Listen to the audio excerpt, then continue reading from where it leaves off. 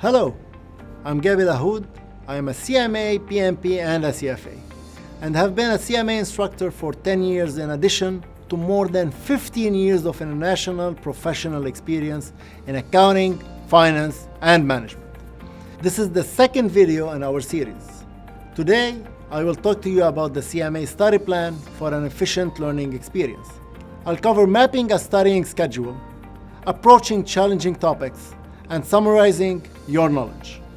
Remember the 4 basic conditions that we mentioned in the previous video.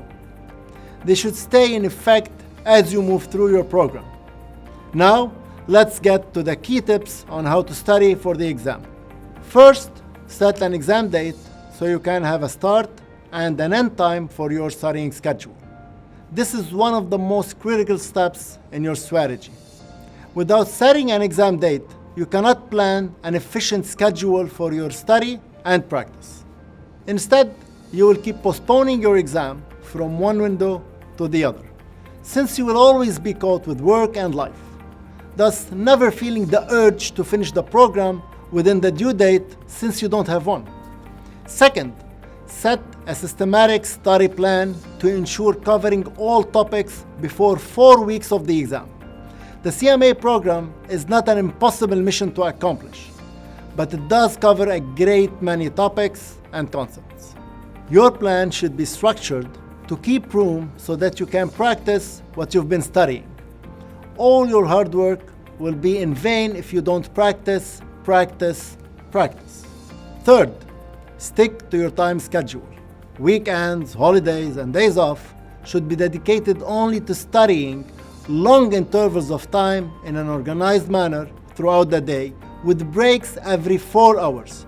So you start training your mind to sit for 4 hours straight in preparation for the real exam. Fourth, make sure you understand all concepts, but don't stress over a topic if it was a challenge at first.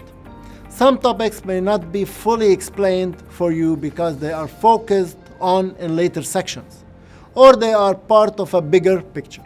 So when you face a challenging concept as you study, just put a mark on it and move on. Just try to cover as many topics as you can throughout your first reading.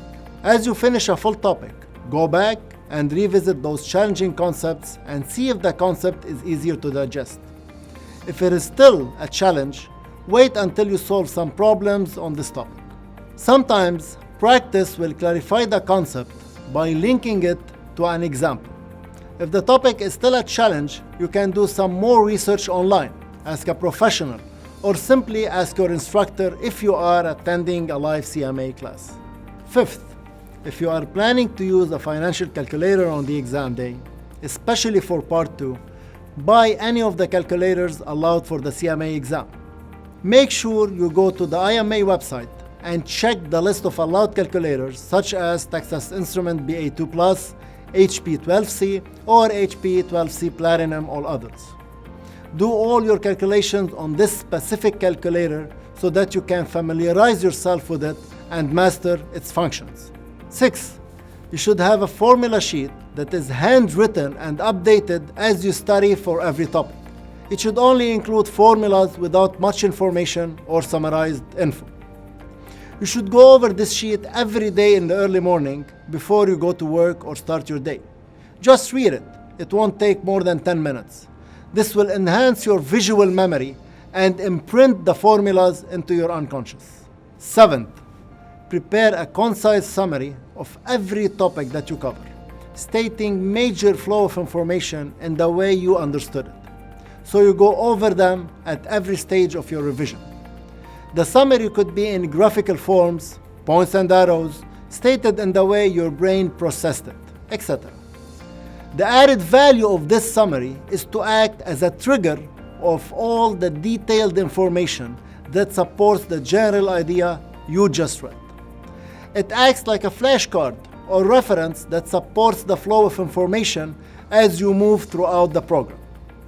Stay tuned for another session on how to efficiently structure your studies.